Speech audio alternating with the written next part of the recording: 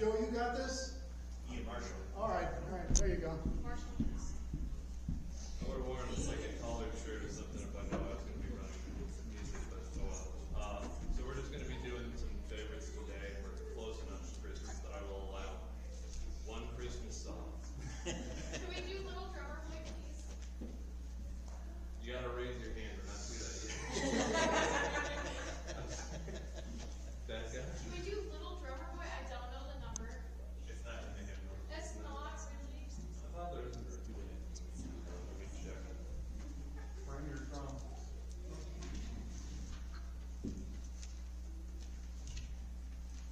It's the Christmas special. It is not in the hymn. No. Alright, then can we do 158? 158, sure. You don't think sure before you know what it is.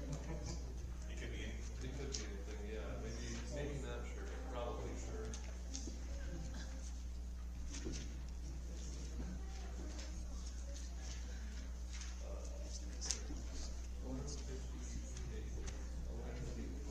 Yeah, we can do that one.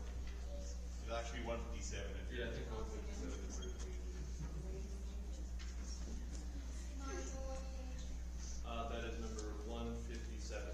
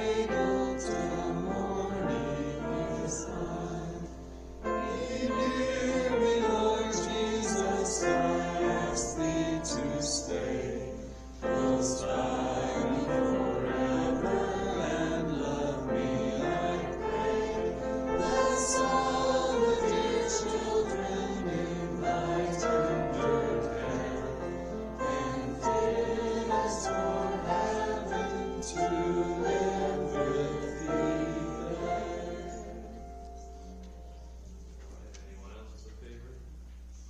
We should ask Roma. Oh yeah, Roma, it's your birthday. Do you have a favorite you want to sing? She's too busy yapping with acid. Okay. Do you want a Christmas song? Or any song. Yeah, she's looking. All right, we'll get to you next. In the meantime, anyone? Four. Okay. Sure. Wait, what number? 146. 146. I heard four. My brain filled in all the other numbers wrong.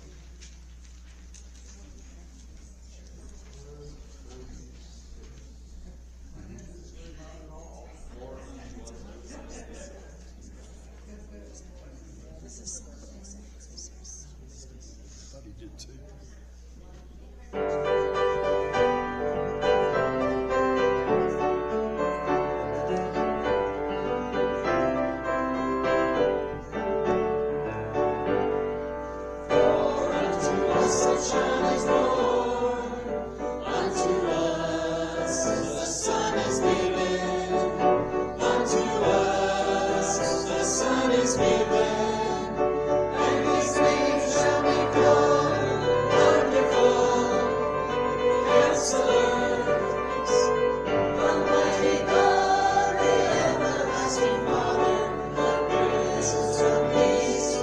Everlasting Father, the Prince of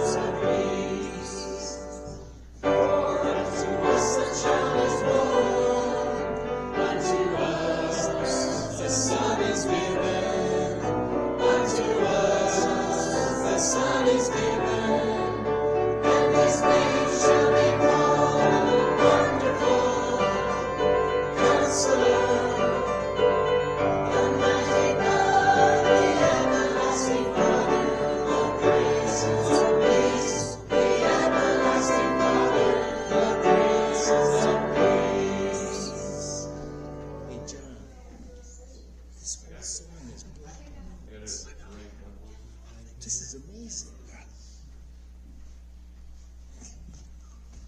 I could do that. Anyone Me else too, have eh? a favorite they would like to sing? Yes, 145. 145.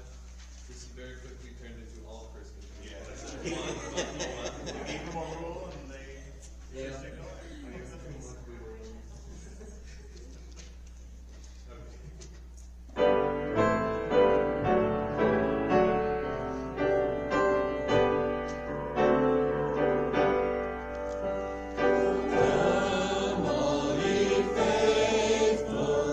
Joyful and triumphant, O come ye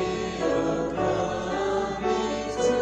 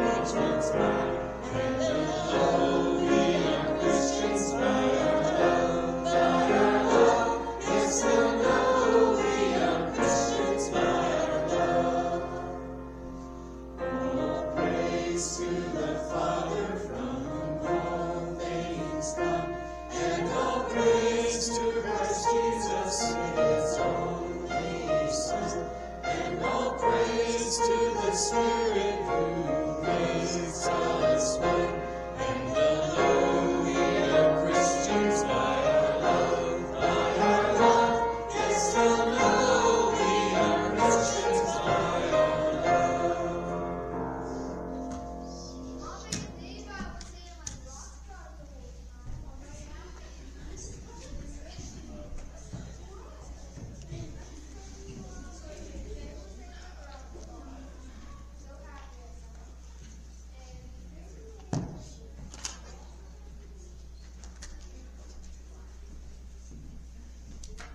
What's it, Pastor?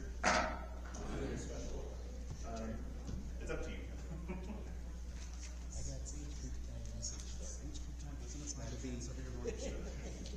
In this case, it will.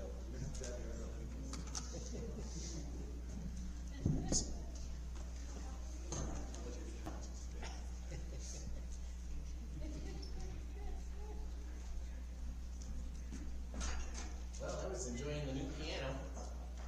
Amen. Sounds pretty good. Thank the Lord. Yes.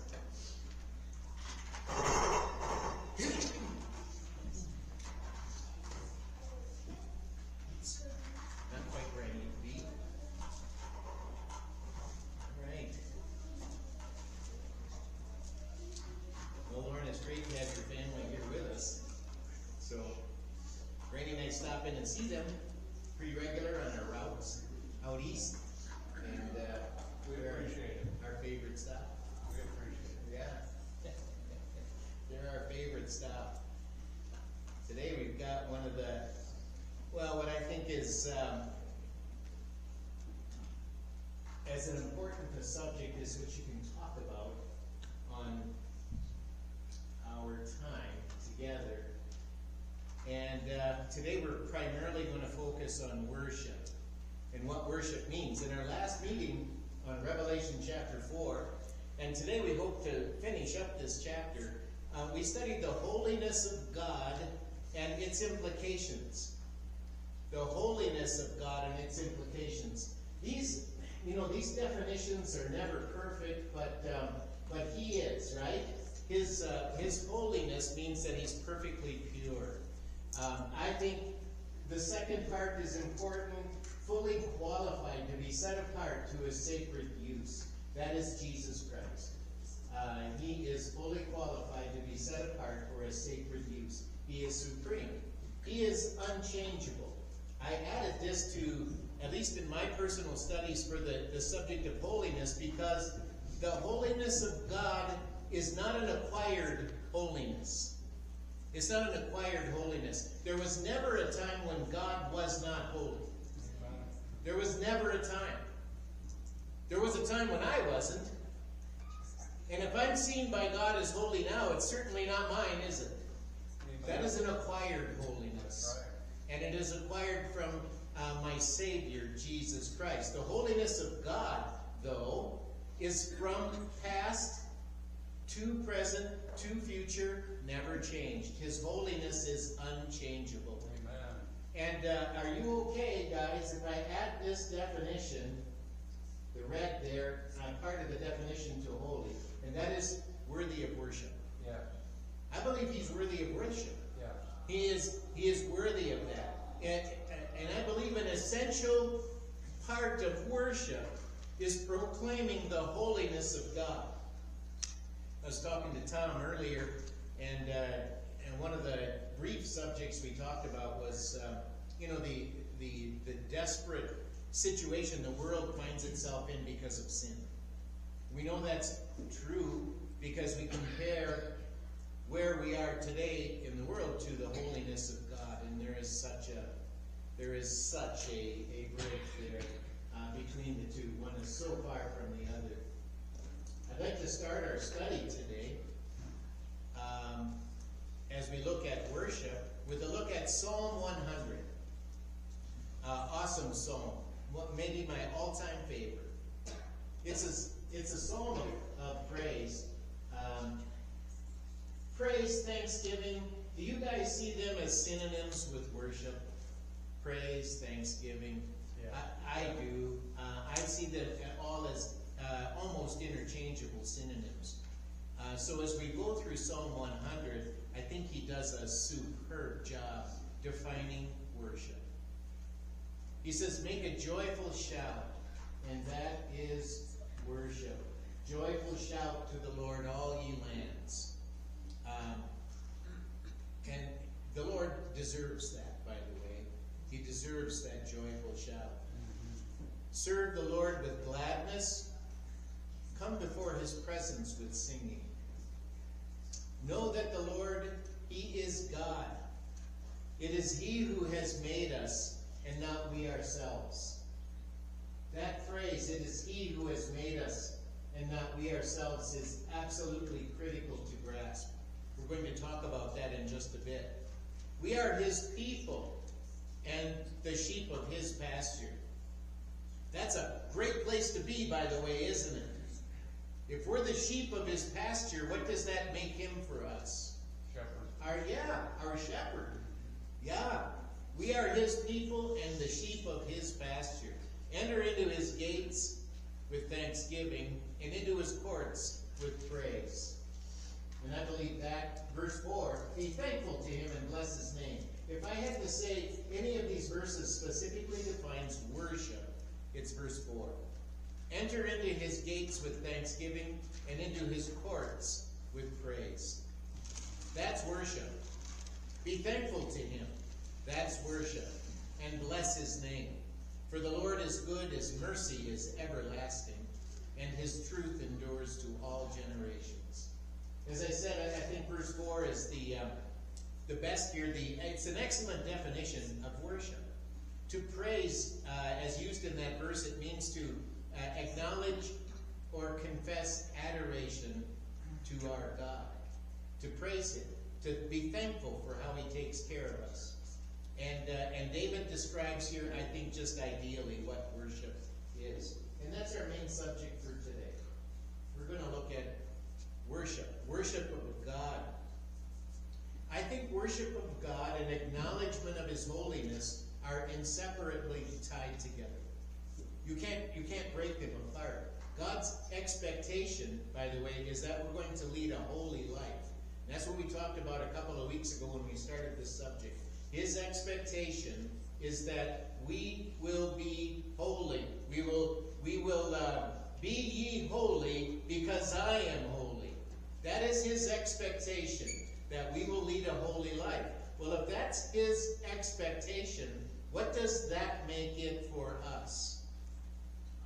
Priority. A priority, yes. Yes, that's a great word for it. I had used a different word a couple of weeks ago, and that means that what I had said, same thing though. His expectation of me is now my obligation. He expects it, and because he expects it, I am obligated to do it.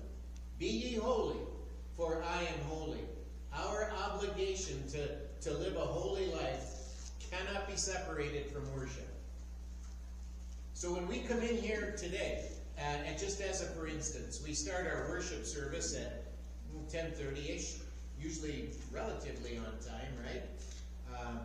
With these guys that came in today, the guys did an awesome job. It was really nice. Very special. You're hired.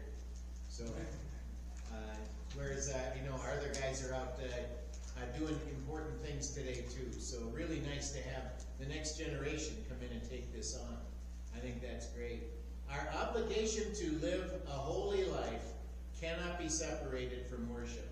What I'm saying is, if you want to come in here and worship as a corporate group, and we do, I'm sure you're not here to hear me.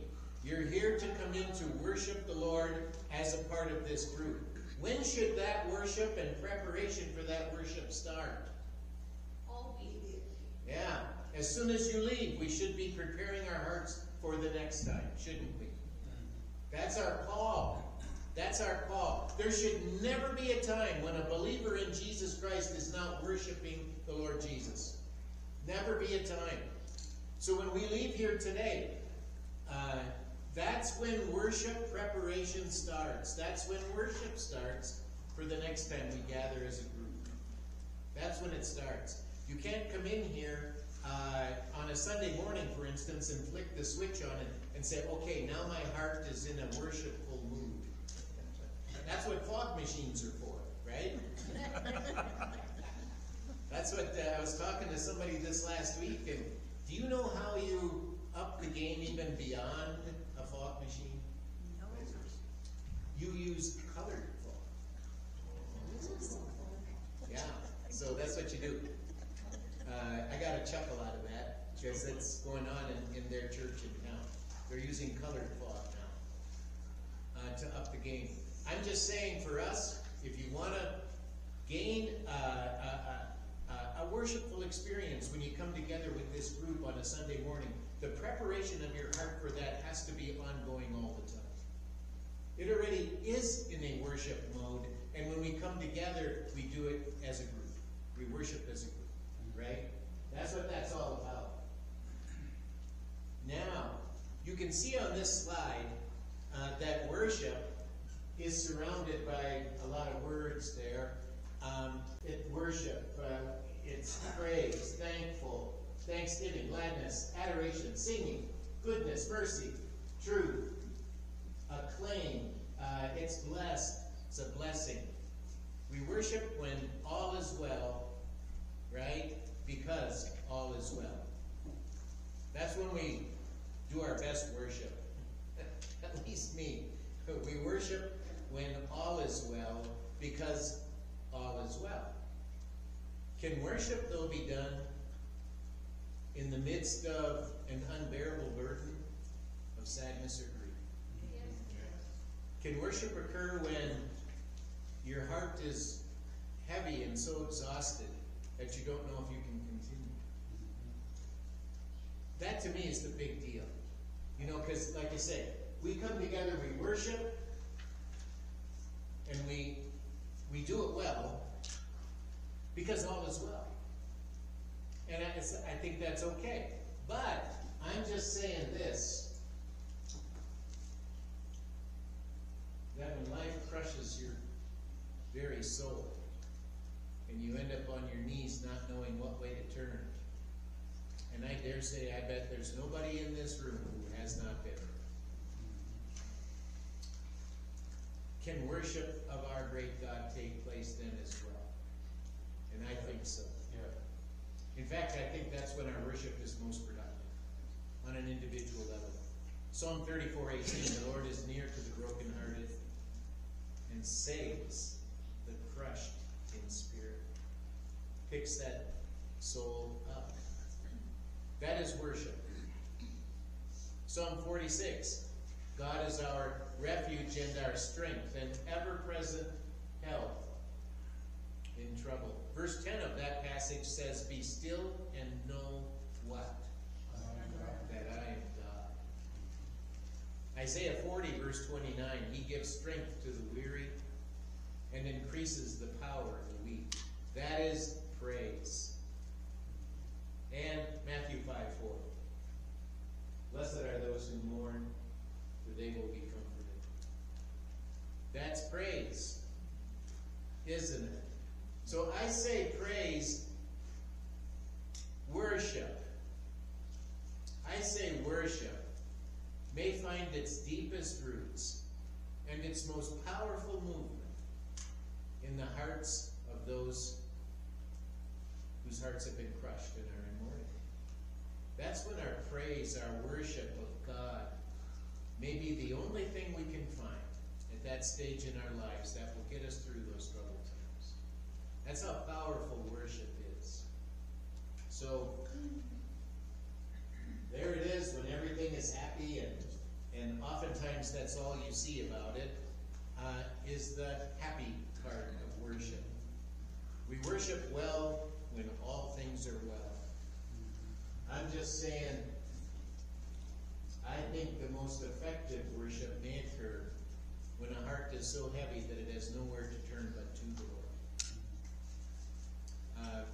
Special times are required then. So, Granny and I have been in situations in our lives, thankfully not usually, not normally, where you don't know what to do or where to turn or even what to pray when you get on your knees. It is at those times that I think the Lord is closest to you, and that's when worship it's at its most powerful state.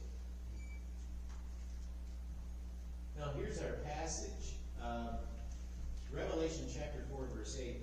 The four living creatures do not rest day or night, saying, Holy, holy, holy, Lord God Almighty, who was and is to come. I believe that in this passage we see the perfect combination of both acknowledging God's holiness and worshiping Him. Remember that the holiness of God really is the most difficult of all of God's attributes to explain.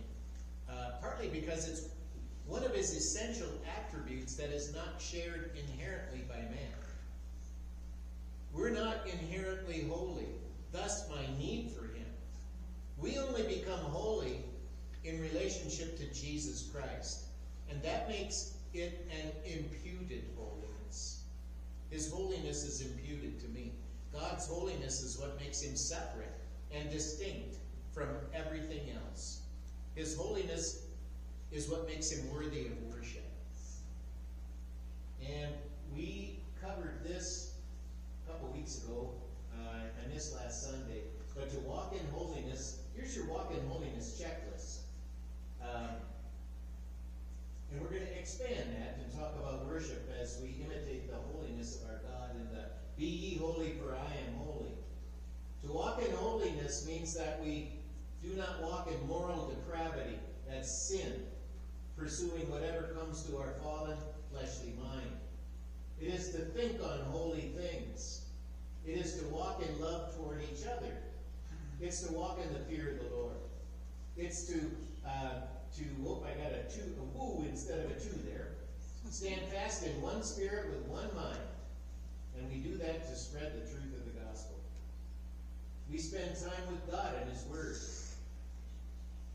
We're each faithful to God, and we are obedient to the Word of God. And that is walking in holiness.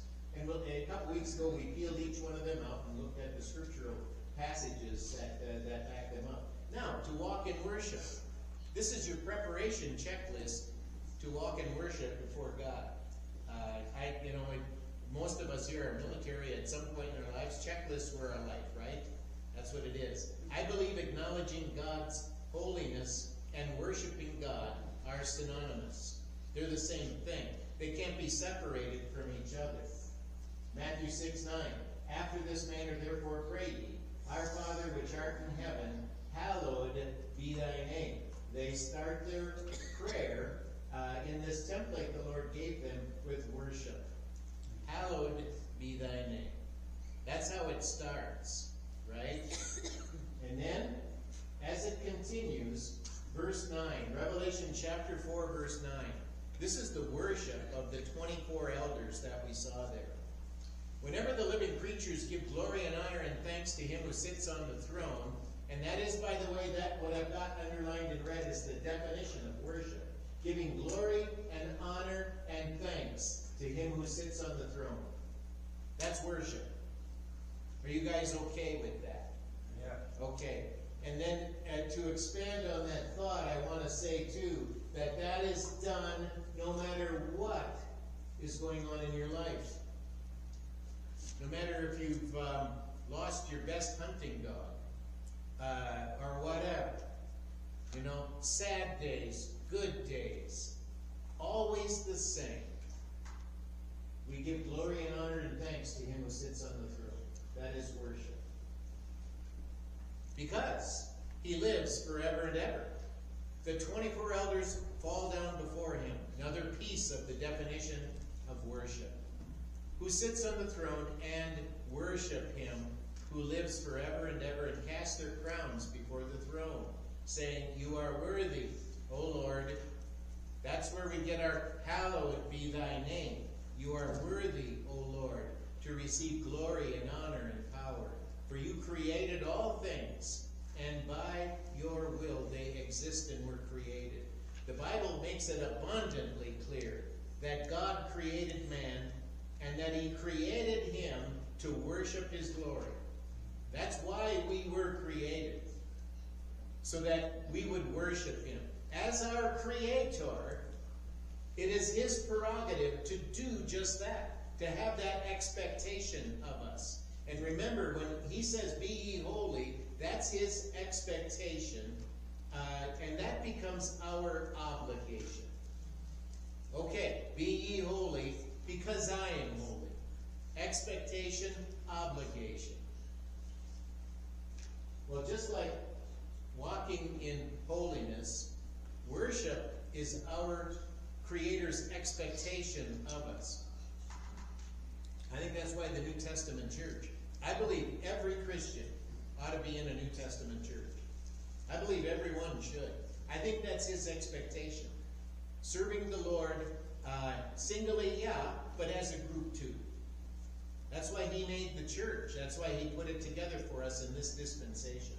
So just like walking in holiness, worship is our Creator's expectation from us.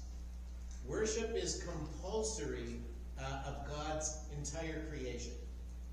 It's compulsory. Alternate explanations for our existence.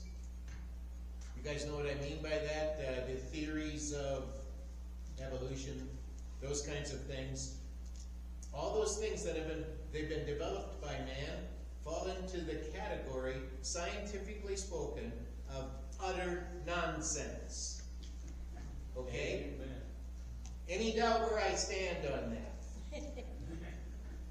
The theory of evolution is utter nonsense. Amen. And anytime anybody utters it as truth, they are speaking nonsense. Amen? Amen. Honestly, I have had it with them. And I could go off right now, but I won't. I'll contain myself. No, I won't. Yes, I will. They're trying to rob us of our kids. Yeah. They're trying to rob us of the souls of our grandkids. And I have had it with them. I have had it. Anytime they replace our great God as a creator, it's only for two reasons. Number one, so that they don't need to acknowledge him as their creator, so they don't now need to listen to him. Because they say, he didn't make me. And number two, if he didn't make them, he's not an authorized judge of them. That's what they are doing. They're robbing our kids of an honest definition and view of God. They're robbing them. And we as parents, grandparents need to stand against that. We need to stand against that. Isaiah 45:9. How about these great scientists that say we rose out of the goo? How about them? Isaiah 45:9. Woe to him who strives with his what? Maker. And when he talks about this in Isaiah 45, he's specifically talking about those who claim that God is not our creator. Let the potsherds strive with the potsherds of the earth. That means with each other, but not with their creator. Shall the clay that was created say to him who forms it, what are you doing? Or shall your handiwork say, he has no hands? In other words, he didn't make me, and then he didn't make me into what I want to be. He has no hands. This is God, through Isaiah, challenging the world. Woe to him who strives with his maker. Jeremiah chapter 18, in his great example of a potter having power over his clay, God explains to Israel that as creator, he has the power to do with them whatever he would like, whether they like it or not. That's reinforced in Isaiah in chapters 29, 41, and 64. So it's a common theme. And then in Romans chapter 9, Paul uses this example to attempt to reach Israel with the gospel. Jeremiah 18:12 says, and they, these are the rejectors of God as their creator, said, that is hopeless, so we will walk according to our own plans. That's what the theory of evolution is all about. So that they can walk according to their own plans, without regard to anybody who might be in authority over them. And we will everyone obey the dictates of his evil heart. That's what's going on. These rejectors of God as creator, they slap the merciful hand of God that's extended to them for the saving of their souls. If they won't change their direction and worship their creator, God is warning them that they will become these shards of the discarded pile of the failed potter's projects. That's what he's telling them. And worse yet, in their hatred for God, they want to drag others down to the pit with themselves. And that includes our own kids. They want to take them with them as they go down to the pit. Well, we can't let that happen. God is our creator. He is our creator. Therefore, I believe the ultimate purpose of man, according to the Bible, is simply to glorify and worship God. That's what it's exactly. This is done through acknowledging his holiness through worship. So don't let them strip your kids away from you with this ridiculous notion that somehow God didn't create us. An honest opinion or statement from that side of things would be to say, yeah, I guess there's no other logical, reasonable explanation for me being here other than that he is creator. I simply don't want anything to do with it. That's an honest statement, isn't it? That's honest. It's stupid, but it's honest. And that's all I'm looking for. No, they can't do that. They have to deny his existence and then tell our kids the same thing. So we need to take a stand on that. It's been going on since, what, the mid-1800s? Look what it has done for our peoples. It has destroyed them. So let's further define this role of worship. What I want you to see here, as we take a look at this and see what is meant by worship, in the Old Testament, there is your Hebrew word up there. I guess I got my little pointer here. It's shachal. That's the Hebrew word for worship. Now, look at what I've got in blue. It's translated as bowing, worshiping, making obeisance, fall flat, crouch, to do reverence, or humbly communicate with God. I think that's when you put that all together, you've got a really good definition of worship out of the Old Testament. Now, one thing I would tell you is that if you go to your Strong's Concordance, which I think most people here have a Strong's Concordance around, you won't find all this there. You need to have an Englishman's Concordance to see how this word has been translated in all these different ways, if you want to track it well. So for those of you that are more academically inclined and want to go down that road, Englishman's Concordance is really, really good. Now, when I think about worship and think about creation, here's your test question of the day. If you get this right, I will quit on time. The Hebrew word meaning worship is found in one book of the Old Testament more than any other Old Testament book. What Old Testament book is the word worship found the most in? Herb. Psalms. Psalms. I have a Psalms. What do you guys think? Psalms? Okay. Got two Psalms from two of the guys that I esteem the most in my... Do you think they're right? Are you guys going to go with them? I think you're trying to trick us. I'm not trying to trick you. I think Psalms. Psalms. Okay, I got 3 Psalms. You guys good with that? You guys good with that? I'm going to sit here till you tell me. Sure. Sure. All right. You speaking for... Is Kirsten speaking for the group? Always. Give us the answer. They're wrong. I see. They're wrong. I see. The Hebrew word meaning worship is found 21 times in the book of Genesis. And what is also in the book of Genesis? Creation. Yeah. So go figure, right? That just makes sense. We worship him because he is our creator. He can demand it because he made us. You see the connection there.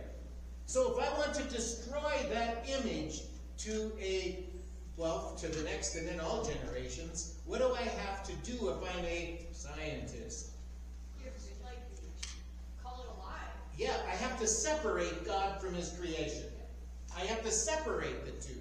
First cause doubt. Yes, cause doubt. And then what happens then? I no longer see him as my creator. I have this alternate plan. By the way, my third grade teacher came from this alternate plan. There's no possible way she was in.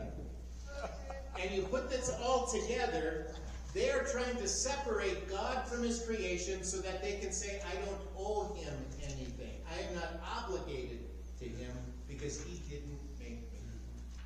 That's what this is all about. It's not about science, for Pete's sakes. Just look at what they say. That's not science at all. God as creator makes him worthy of worship. And when I take his role of creator out of it, I no longer have a God that's worthy of worship. That's what they're up to. But that's a lie. And then we've got the New Testament word here, which simply means, oh, by the way, what New Testament book is this word for worship found the most in? Whoops, right there.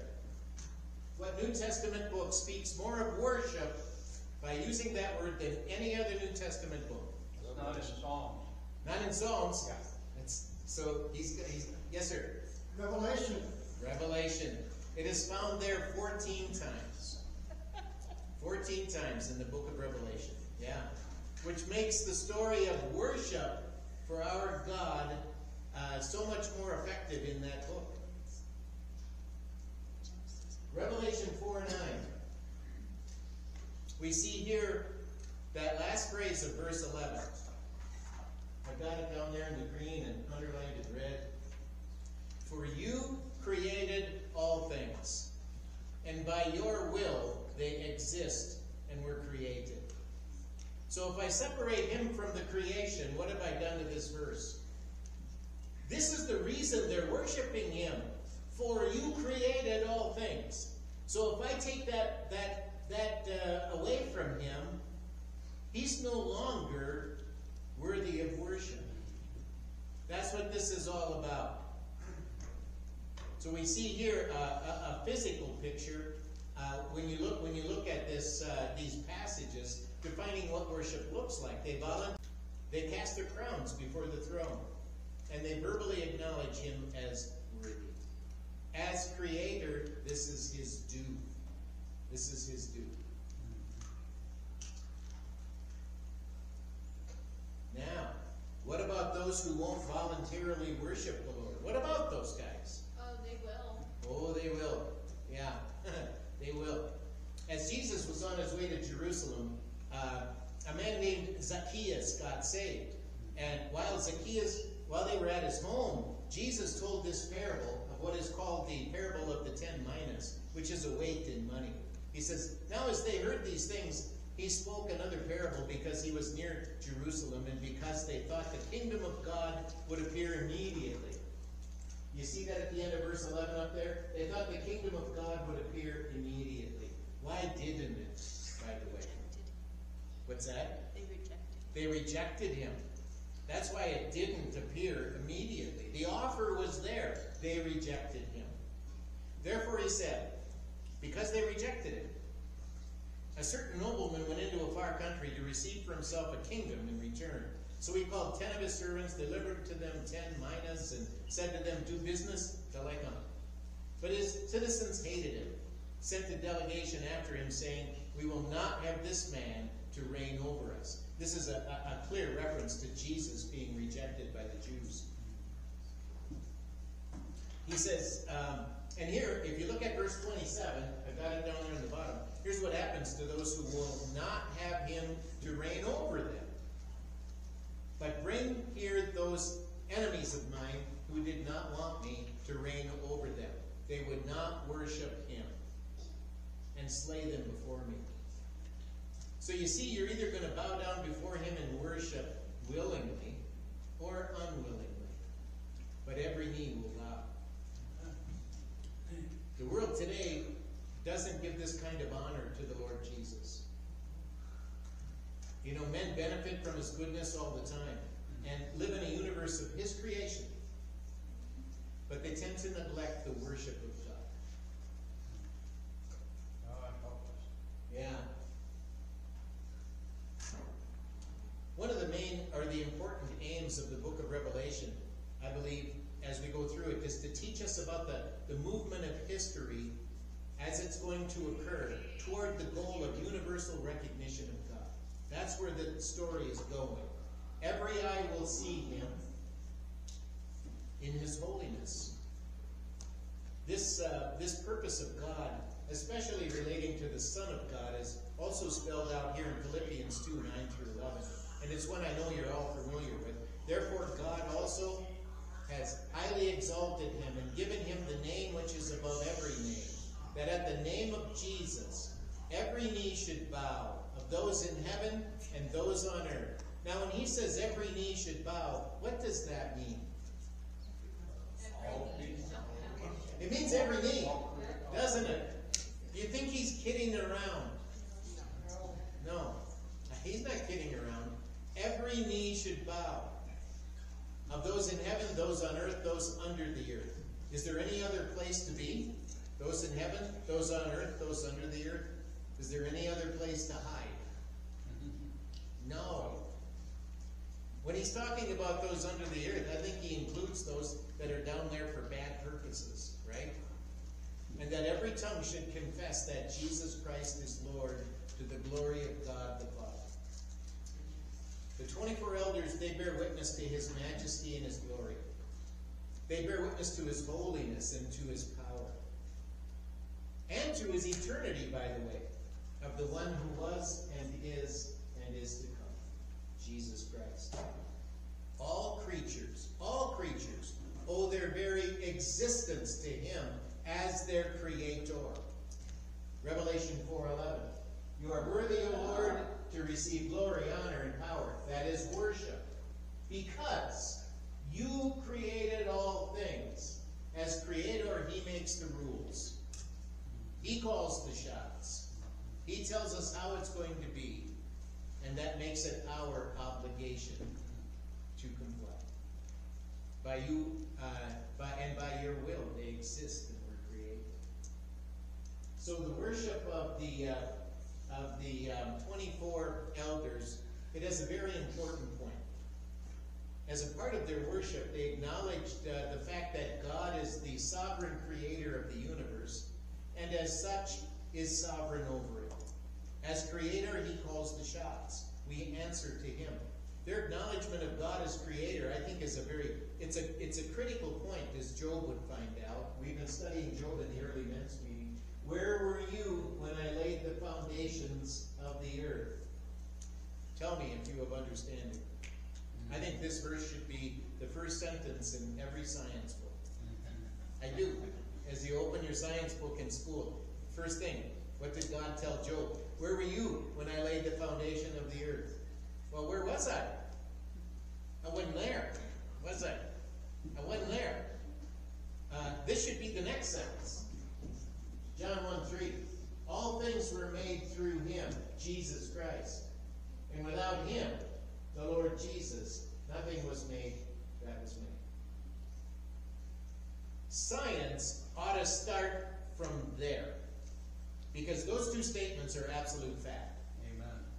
That's what science is, right? It's fact. Well, these are facts. God in the form of Jesus Christ is the creator of all things. In fact, he created all things from no things. There's a lot of people today, as they say, they call them scientists, who seem to know what took place, what they say was millions and millions of years ago. They weren't there. They weren't there, were they? In fact, that's my next point, is the question here to Job was, where were you? You know, where were you? And that implies Job was not present. He wasn't even in existence when God He could not therefore have aided God, could he? Or counseled him, or understood what he was doing. So I find that to be very presumptuous. And that's what God was getting across to Job, that one so short-lived would sit in judgment on the doings of him who formed the world. I think in understanding, like the 24 elders, that Jesus Christ created the entire world out of nothing is critically important. And it is the motivation to worship him. That's why we worship him. He created everything out of no thing. Absolutely nothing. If he was not deity, he wouldn't need to be worshipped. And that's where these ridiculous things they call theories, which by definition, by scientific definition, aren't even theories. They're not even a hypothesis, much less a theory. And so far from fact, they're not even it's just ridiculous. But if they can separate the two, they can make the claim that he is not worthy of worship because he didn't make us. I'm just here to tell you that's a lie. And I believe that's the real goal of the theory of evolution. It isn't to logically explain, because there's nothing logical about their explanation. It's ridiculous. Are you guys okay? Do you understand where I'm at on that subject? You're I hope so. doubtful about you're doubtful about evolution. I have some doubts. Yeah. I have some doubts. And about their motivations. I'm sure they mean well. Yeah. No, they don't. They don't mean well. If the world system can remove Jesus from his role as creator, then he will no longer be seen as judge either. Revelation 14:7. Saying with a loud voice, fear God and give glory to him. Why? Because he is creator. For the hour of his judgment is come. And that is an authorized judgment because he is the creator. So he is in the role of judge. And worship him that made heaven and earth, the sea, the fountains of the waters. He is worthy of worship because he is authorized to judge. God has turned the role of judge here, by the way, over to his son. I think if I would stand before him in an unsaved state, having my sin, having to answer for my own sin, I would really start being sweatful over this right here. John 5:22, for the Father judges no one, but has committed all judgment to the Son, that all should honor the Son, just as they honor the Father. That is worship. He who does not honor the Son does not honor the Father who sent him. The fact that Jesus is the creator of all things makes him fully qualified to judge what he created. So if I can remove him from creator, I can now make the claim that he's not an authorized judge. But that's not true, is it? Romans chapter 1 tells us that the creation proclaims to the world the sovereignty of our God. These things are so important to me because the world is using these ridiculous arguments to teach our kids that God is not the creator, nor is he authorized to judge. Therefore, you are free to do as you please. Live in sin without fear of ever having to answer for it. That's what they're teaching our kids. And I'm saying it's enough. Creation reveals to us the person of God, the power of God, and the wisdom of God. Creation reveals to us the greatness of our God, because through Jesus Christ, he made everything from what? Nothing. Creation speaks to the eternal power and the divine nature of our God. And creation tells us that we are to worship God. The psalmist, he wrote some great stuff. To the chief musician, the Psalm of David. This is Psalm 19. The heavens. And that's all inclusive, that phrase. It's heaven, earth, seas, the whole thing. Declare the glory of God. And the firmament shows his handiwork, or the work of his hands. He is the creator. Granny and I were watching this show about the depths depths of the ocean and the critters that live down there. Have you ever seen some of these critters? They're creepy. Weird. Yeah. Yeah. My third grade teacher came from 6,000 feet down. I recognized her right off the bat. I'm just saying that She needs the breakthrough, brother. she did this to me. You know, when you think about that and you look at that, and then we were listening to the commentator brag about how evolution formed all these things, and I said, are you serious? Serious. It's just so ridiculous. There is no end to their stupidity. Verse 2, day unto day utter speech, and night unto night reveals knowledge. The creation preaches the glory of God ceaselessly, without ending. There is no speech nor language where their voice is not heard. The message of God as Creator is witnessed to all the places of His creation by His creation. You can't look at each other here and understand that the complexity of who we are today had to come from a Creator. That's just the way it is. So to reject that is to reject the Creator Himself. Their line has gone out through all the earth and their words to the end of the world. One pastor from the distant past, he wrote this. He says, the handiwork of God is a diligent pastor, as preaching at all times, and learned pastor as preaching in all tongues, and Catholic pastor as preaching in all tongues. The creation certainly does that regarding God. There's nowhere on the earth you can go that you can get away from seeing His creation and understanding that this could not have just risen out of the blue. This was created. So because the creation speaks directly to a sovereign God, it witnesses of His very existence. The world is desperate to remove Him from it. If they can separate the two, we no longer need to worship Him. If Jesus isn't the Creator, then His death on the cross was what? A tragic clerical error with an unfortunate death. No, that's not what it was it? If Jesus is not the Creator, well then no knee need bow to Him in worship. But Jesus is the Creator of all things. Unfortunately, for those who would attempt to lead the world to otherwise, they're going to stand in judgment before Him someday. And they'll have to answer for that.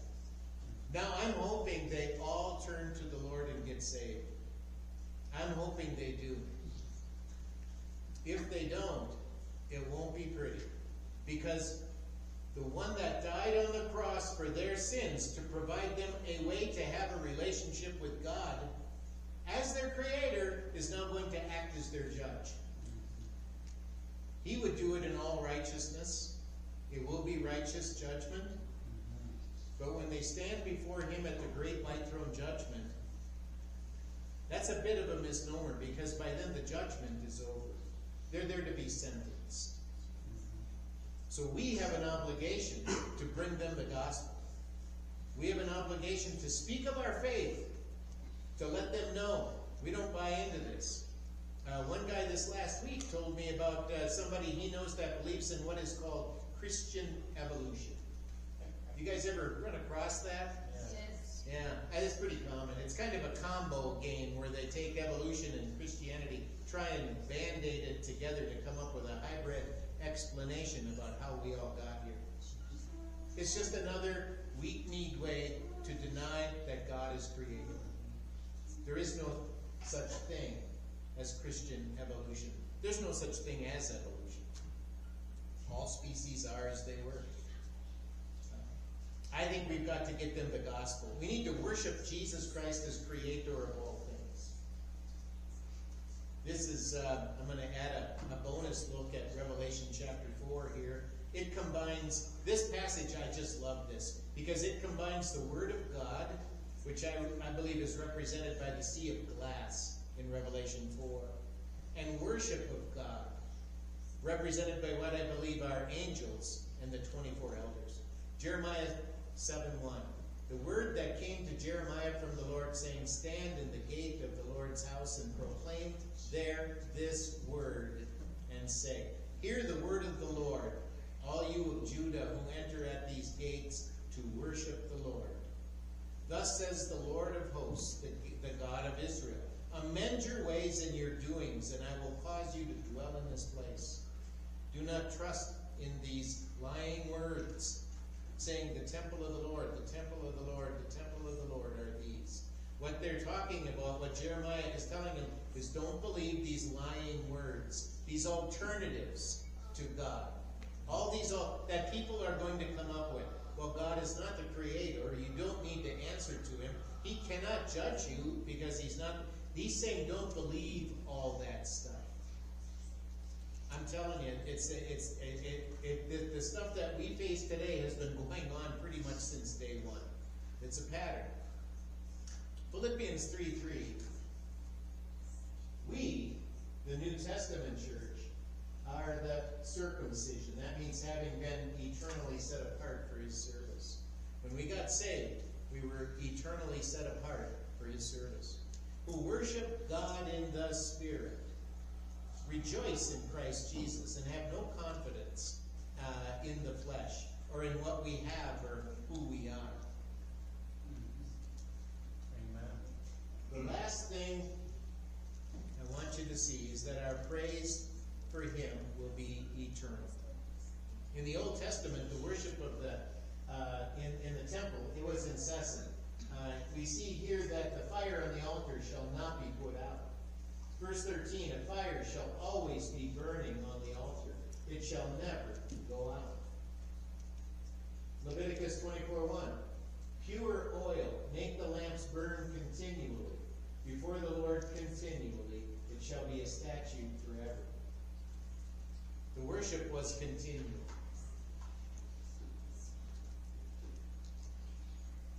Also, the showbread, before the Lord continually, being taken from the children of Israel by an everlasting covenant, by a perpetual statute. Everything they did in the temple along these lines was to show that worship of God was perpetual and eternal. Amen. Never was to stop.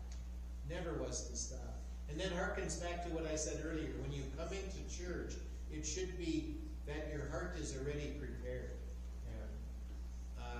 And then you can really cut loose with the group and do that.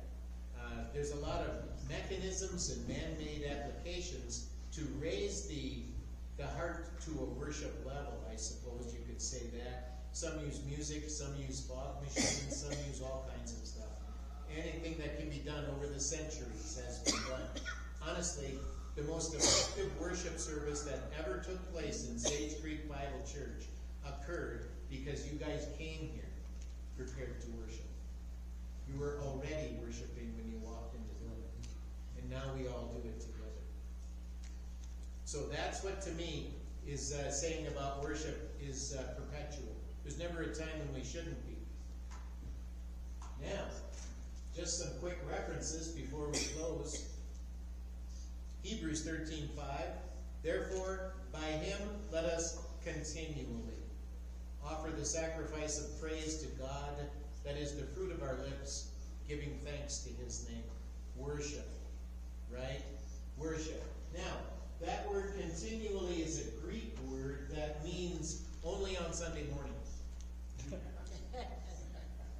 I didn't fool you guys, did I? No. What does continually mean? 24/7. Always, 24/7. Thank you, I like that. Ephesians 5, verse 20. Giving thanks, where does it say? 20. Giving thanks always is a Greek word for when things are going my way. Right? When I'm happy. No. No. Always. Right? Always means always. For all things. All things. No, only good things, right? No, all things. To God the Father in the name of our Lord Jesus Christ. Always, at all times. This goes back to, circles back to our text of the day, Revelation chapter 4 and verse 8. The four living creatures, having their 6 wings, were full of eyes around and within, and they did not rest day or night, saying, Holy, holy, holy, Lord God Almighty, who was and is to come. Praise is, worship is perpetual. When you leave here today, our hearts ought to be, we ought to be preparing our hearts for the next time we get together and worship as a group. Whenever the living creatures give glory and honor and thanks to him who sits on the throne, who lives forever and ever, the 24 elders fell down before him who sits on the throne and worship him who lives forever and ever, and cast their crowns before the throne, saying, You are worthy, O Lord, to receive glory and honor and power. For you created all things, and by your will they exist and were created. He is the Creator. He is worthy of worship, and we ought to be worshiping. Well, here's your new checklist. This is to worship. To walk in worship means that we don't walk in moral depravity. To worship means that we think on holy things. To worship means that we walk in love towards each other. To worship means to walk in fear of the Lord. To worship means to stand fast in one spirit with one mind. To worship means to conduct ourselves uprightly and spend time with God in His Word. To worship means to pray for each other. And to worship means to be obedient to the Word of God. That's our new checklist. And I am going to close there, but back in, it's probably a month ago already, we talked about the Samaritan woman at the well. Remember what the Lord said to her? He said this, The hour is coming, and now is, when the true worshipers will worship the Father in spirit and in truth. For the Father is seeking such to worship Him. God is spirit, and those who worship Him must worship Him in spirit and truth. So Jesus told the Samaritan woman that God sought worshipers who would worship Him in this spirit and truth. That's what His desire is. And that's what the New Testament church is called to do. We do that together as a group here. But we should be doing it singly, even as we are out and about in our day-to-day lives. Let me just go to one or two more references here. 1 Peter 2:4, coming to Him as a living stone, rejected indeed by men, but chosen by God and precious. You also, as living stones, are being built up a spiritual house, a royal priesthood, to offer up spiritual sacrifices acceptable to God through Jesus Christ. That is worship. That is worship. To offer up spiritual sacrifices acceptable to God. And what is the biggest sacrifice that He's looking for? What does He want out of you right now? Nothing more than what? Thankfulness. I like that. That's Our love. our love. That's good. That's you guys are spot on. I think in Romans 12:1, he puts it this way. I've got thankfulness and love. I think that fits well in this definition. I beseech you, therefore, brethren, by the mercies of God, that you present your bodies a living sacrifice. He called us priests. Now this is what He wants us to sacrifice. Holy, acceptable to God, which is your reasonable service. He is saying that He wants us to present ourselves. And what you two guys said is amazing. Both of those truths are critical. Thankfulness, and love. I think they're the oil and the fuel that make the engine run. That you present your bodies a living sacrifice, because He is worthy of worship. The sacrifice of ourselves, right? We yield as members, our bodies as instruments of righteousness. Philippians 4:18, indeed I have all and abound. I am full. you a sweet-smelling aroma, an acceptable sacrifice, well-pleasing to God. He's talking about, in this case, support, financial support. This is one of those ways, out of love and thankfulness, that these Philippians sent him support. A sweet-smelling aroma, an acceptable sacrifice, well-pleasing to God. And my God shall supply all your need according to his riches and glory by Christ Jesus. That is worship. Your giving, your financial support for the folks, the ministries that we support out of here, is all a part of worship. And I'm going to go quick. Hebrews 13:15. Therefore by him let us continually offer the sacrifice of what? Praise. That's worship. To God. That is the fruit of our lips giving thanks to his name. That's where Herb's thanks comes in. But do not forget to do good and to share. That's where Kathy's love comes in. For with such sacrifices, what? God is well pleased. So he doesn't ever let us wonder, Lord, what kind of worship are you pleased with? He tells us again and again. Romans 15:16. That I might be a minister of Jesus Christ to the Gentiles, ministering the gospel of God, that the offerings of the Gentiles might be acceptable, sanctified by the Holy Spirit. These were the financial gifts that he was getting to keep him on the mission field. And here's where you need to be. Okay? This is what each of us need to focus on in our walk with the Lord when we worship him. He never lets us wonder, okay, Lord, what does this look like? What's my target? Where am I going with this? He tells us all those things. And there's your checklist for that. We went through a lot of those references a couple of weeks ago. So that's what worship means to me. And I don't know that there's a greater honor for me than to worship the Lord Jesus with the folks in this room.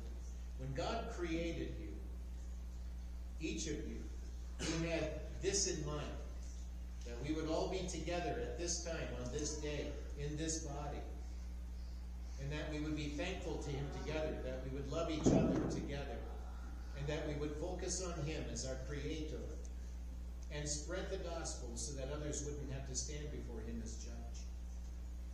That he took their sins on the cross, and if they would put their faith in him, he would see that, he would acknowledge that, he would forgive them of their sins and save their souls. So I would say today as I close, if you haven't turned your life, your soul, over to the Lord Jesus for its eternal safekeeping, don't do it. Today is it. You're not guaranteed tomorrow. Today is it. So put your faith in Christ. Call on his name. He says he'll answer. I love the... Let me see if I've got this one last verse, and then we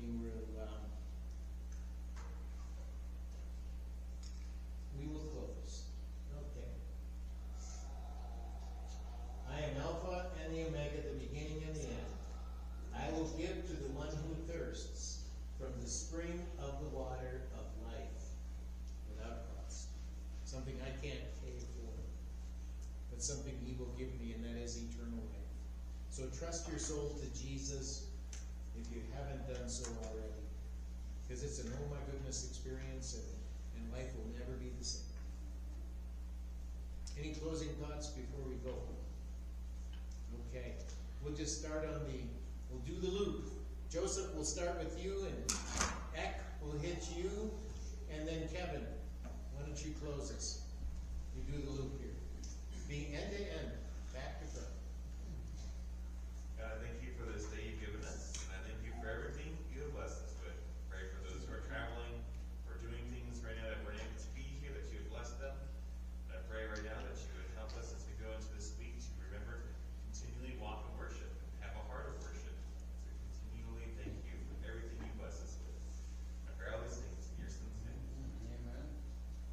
Father God, thank you so much for creating us.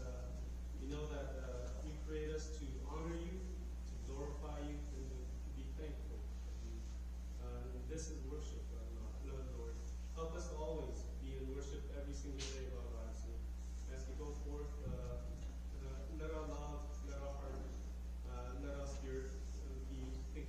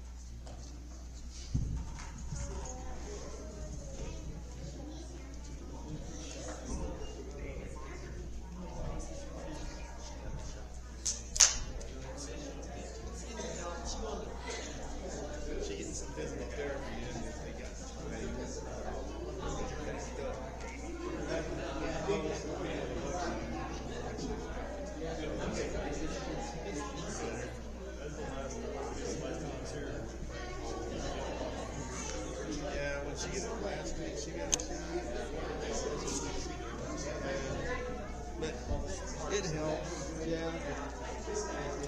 I hope the physical therapy, she keeps with it, and then the shots are done. So we don't have to worry about that again. Yeah.